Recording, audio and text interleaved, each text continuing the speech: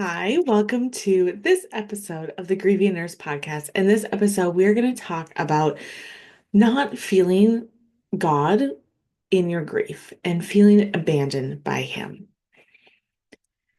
So, I have talked about this kind of in every episode of the podcast, but I really wanted to dive a little deeper today on just feeling abandoned by God and wondering where He is in this pain of the grief that you're carrying. Because I know for me, it just felt like my heart was crying out like I followed all the rules.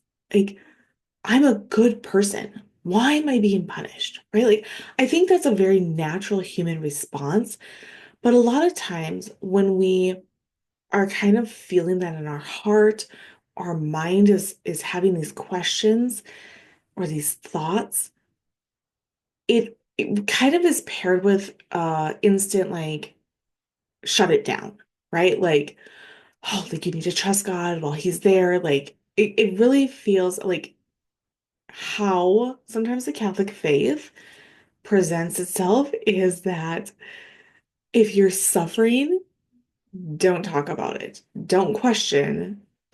Don't do any of those things because, well, God doesn't give you more than you can handle. And like things like that, sure. But it still doesn't feel good in the moment, right? You feel abandoned, you feel alone. And like there are a lot of saints that talk about this, like Saint uh John of the Cross, I believe, talks about, I think he was the first one with no, maybe it wasn't him.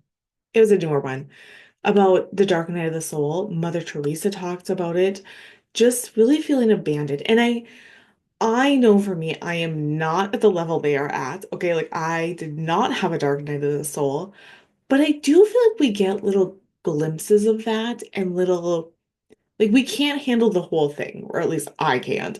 So, but I do think that like, we do get little spots of that, right? Another one too that I like to read is Saint Faustina and her diary and like talking about suffering and like, God, where are you, right? Like there are times where like she felt abandoned and it just felt like her whole world was falling apart. And that is how grief feels. It's that loss that you're feeling. And so for the saints, right, like they felt that complete loss of God, like he was not there. And so I know for me, like I have felt that and it's been on a much less extreme level of that. But what really helped me was first and foremost to know that it's okay to ask God questions. It's okay to ask him, like, where are you? Right? Like, Jesus cried out and said, my God, why have you forsaken me? He, it didn't mean he didn't believe in God, right? Because he was God, fully human. Like, it's just, we, for some reason, in our brokenness, in our not understanding of suffering, we think that if we question it, it means that we're not being faithful. And it's okay to question things. It's okay to call out to God and question Him because in His goodness, that's what He wants from us. Just like a kid, right? Like when you have a child, and like, why can't I have this candy, right? Like, why are you doing this to me? You're the meanest mom ever. You just know, like, their heart is hurting. They're throwing a little temper tantrum. But I'm still a good mom. I'm still coming back. Like I'm still guiding them through this, right? And so God wants us to cry out to Him. Just like your child, you wouldn't want them to run away from home because you didn't give them candy. God wants us to turn to Him in our childlike belief to just be like, yeah, like I don't understand, but I know that you're the person I'm going to cry out to. You're God, and so I'm going to lean on you. And so two, there's a lot of Psalms that have a lot of crying out, right? Like a lot of wilderness, like um I'm crying out to the Lord. So read through those and see what really touches your heart and what calls to you. Because I know wherever you're at, like everybody's a little bit different. And things that I read 3 years ago really meant a lot to me. And then when I read them now, it's like, oh yeah, it's a good, but like something else speaks more to my heart. So really diving into scriptures, and just the ones too that I find comfort in is when when Jesus goes and Lazarus has died and Jesus weeps, right? Like, and I can't remember if the whole verse is just Jesus wept, but it's really short. I remember reading that where it's like, oh yeah, like he felt that intense pain. He felt that sadness. And even though he knew, hey, this is what's going to happen, like I will see Lazarus again, he still felt that pain, that acute grief that we go through as well. And God is near in those moments, even when we don't know that he's there. I know that our priest has talked about just looking back on different points in like your childhood or adolescence or young adulthood where you really felt abandoned by God and it felt like he wasn't there. And going to adoration or even sitting in the church or just taking quiet time at home and really reflecting on that time when you felt that wound really deeply, when you had that deep hurt, and walk through it again in your mind. And this time, ask Jesus, where were you when I was going through that? Because I felt alone and I didn't feel you there. And really invite him in, and Jesus will show you where he was. I know our priest tells a story about there was a different priest. I don't know if he went to like a speaker or if it was a retreat that he went to where a priest talked about this and invited Jesus into that part. And it was how this priest's dad was an alcoholic and he would come home and, just like beat on his wife and a lot of times turn to the kids and say, maybe not like physically abusive, but like verbally abusive. And like this priest then during a retreat had asked Jesus into that space and said, Jesus, like, where were you? Like, this childhood was awful. My dad was horrible. And then he opened that specific moment in time that he remembered to prayer and asked Jesus, like, where were you? And he said, Jesus showed him that when his dad came home and started yelling these things at him, like, Jesus covered this boy with his body, right? So the priest was young in his mind. So he could see Jesus turning his back, putting his back towards his father, covering this child in a hug, and Jesus was taking the blows on his back, like the scourging at the pillar, right? And he's like, it was just so powerful to see that. And then his dad stopped and his dad wept, right? Because not only something like this has happened to you, like not only are you hurt, but the person that is inflicting the pain is also so hurt. And so this priest that was telling this had said, like in that moment, like there was such healing because he knew Jesus was there with him. And not only there with him, but also with his dad.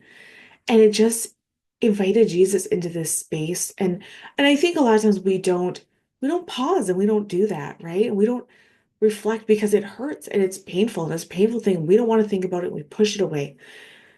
But I invite you to really think about that time or that time period in your life or that event that led to this grief and ask Jesus where he was. Maybe it was even yesterday or the day before you just felt utterly abandoned in your grief. And just ask him, like, where were you, Jesus? And like he'll tell you, he'll show you. I also think too that one of the biggest things that we do is we don't want to feel that pain and we want to feel numb about it. And so we we try to numb ourselves with food or alcohol or scrolling on our phones or watching TV or maybe being so busy that we don't have time to pause and think. And so filling our days up with so many things and stuff can feel good, right? Can feel good in the moment because we're trying to block out that pain, right? We're trying to numb it. But what really happens is we just end up adding in more chaos, more thoughts, more jumble on our brain that it feels like we're weighted down even more. And so, a few examples and ways to pause is for one, just to pause and just be silent. Set an alarm for 30 seconds and just be like, I'm just going to be silent for 30 seconds. Jesus, can you just sit with me? Another thing is to write a letter or journal. I had a client this past week where I asked her to write a letter to her 5-year-old self because that's when she had a lot of pain from and a lot of suffering that kind of started in her life. And so she's like, I don't even feel like I hardly remember that time, but I do remember that was kind of a triggering point for me. And like, so just to write a letter to yourself, just saying how much you like, because we look at a 5-year-old child differently than we see ourselves, right? Like for us, for me, I just see all the ways I'm failing, all the ways that I'm messing up, all the ways that like, get it together, Nicole. But when I look at a 5-year-old child, I'm just like, oh, of course, honey. Of course you don't know how to tie your shoes 100% yet. Like, of course, I just think it's real. Like, my 5-year-old, like, when she gets overwhelmed and just so tired, like, she just starts bawling. And it's just the other day, oh gosh, when she came out and just, it was like the cutest thing. She was like, and I can't find this. And this is, and it's like, okay, deep breath, right? Deep breath. And we were able to fix it and find the things in like 10 seconds. But we don't have somebody saying deep breath, it's okay, right? Like we just get in all that chaos of our mind. And so even just saying, okay, deep breath, Nicole, it's okay. I'm fine. How can we fix this? Right? Like just a short breath. And then two, there's um it's called box breathing. I know you can Google it, right? Like I know firefighters do this when they are in a high stress level, they slow down their breathing and they picture a box. And so you inhale for 4, hold for 4, exhale for 4, hold for 4, and then you do it again. And so, and maybe I don't have that exactly right, but Google box breathing, you'll find it. And what I like to do is just like when I'm doing that, I just kind of repeat a short prayer in my head, like, Jesus, I trust in you. Jesus, I trust in you. Right? Because it gets us out of our spiraling thoughts and into, oh yes, like it's in God's hands. Like he's got me. He knows this. He understands. Like, Jesus, I trust in you. And to me, trust means like I give everything to you. I'm entrusting you with my thoughts. I'm entrusting you with my children. I'm entrusting you with whatever the situation is right now. Because especially with grief, it can really feel like when one person dies, everybody's going to die. Like, and especially for me, like when my parents died back to back, it was just like, oh my gosh, who's next? Like I get such anxiety of like, who's next? Like I don't know. How am I going to handle that? When is that going to happen? Like it just feels like it's going to happen very, very rapidly and all in one shot. Like, so just to like slow it down and breathe. Benson Boone has a song called Slow It Down. And like, I don't know, it's not one of his best songs, but like I do like how it's like slow it down, right? Like you're spiraling right now. And I hope you can slow it down, right? Like slow down all these thoughts that are coming at you. Um, and then two, I know that a lot of the kind of the church sayings are really cliche sounding, and I really think it's because we've like overused them without having any love put behind it. If that makes sense. Well, okay, so for an example, a lot of times in my childhood, growing up, when I had something overwhelming or something come up, I was told to offer it up, offer it up. And I feel like in those moments, like I love my parents. They were amazing parents. Of course, they were humans, they had their flaws, they had their insecurities, all these things, right? But in those moments, I really feel like my mom was saying that because she didn't want to hear, like, she was tired. She didn't want to hear about it, right? So it was just like, offer it up, offer it up. Like, so that kind of equated, like, suck it up, like, just get over it. Like, nobody cares that you're thirsty right now. We're all thirsty. So I just want to kind of circle that back around. And that is our human response to that, right? But God's response is so much better. It's so much more. He doesn't waste our suffering. So when we say, oh, Jesus, I'm just like, I'm so thirsty right now. I'm so tired. And this grief feels like it's never ending. And I don't know how I can keep doing this. I feel like somebody's going to die all the time. I miss my loved one. I am exhausted because I'm not sleeping. I'm either overeating and stuffing my face because I don't care, or I'm undereating because I have so much stress and anxiety. Like all that. Jesus sees that and he wants to comfort us in that. And so he doesn't waste our suffering, right? We waste our suffering. We whine and we get mopey about it. But all we ever have to do is just say, Jesus, I want to offer you my suffering. And you don't have to be specific. You don't have to be detailed, right? Like you can if that helps you. You can say, Jesus, I'm suffering right now, and I want to offer that to you. I want to give that to you. And really offering it up is just turning your face to Jesus and looking at him instead of turning away. And so I really invite you to join my grief group, right? Like that is what we are doing all together. We are bringing our suffering together to talk about it for one, and I will give you tips and tools and ways to go through that, right? Like, because I will coach you. I'll coach you through that. I'll help you find a better way to bring that around. Like 100%, you guys, every time I want either listen to a coaching call, or I get coached, or I coach somebody, I always walk away feeling better. And it doesn't take away the pain and the grief of losing somebody, but I always feel better. I always feel a little bit more hopeful, a little bit of relief, a little bit of peace. And so I really invite you guys to check out the Catholic Grief Group that I'm running. We're going to start next Friday, June 6th. So if you are listening to this a little bit later, that's fine. You can sign up. Um, it's I think it's very cheap. It's a cheap price for a month of group coaching. And again, it is such a quiet, gentle time. You don't have to be on screen. It is not one where you come on Zoom and like everybody sees you and you're like, oh my gosh, I just got out of bed. Nobody sees you. So you can just join and you just see me and I talk to you guys, and you can join and be coached one-on-one. And even with that, you don't have to turn on your camera if you don't want to.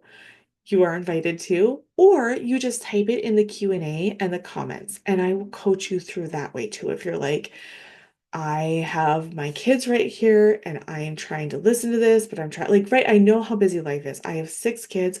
I know that a lot of you guys, when you jump on these calls, like, it is not the only sole focus that is happening right in front of you. Some of you is, and that's great. Some of you I don't know, English. That's amazing. But I know for a lot of people, it's trying to catch this as you're driving on the go, maybe on your lunch break.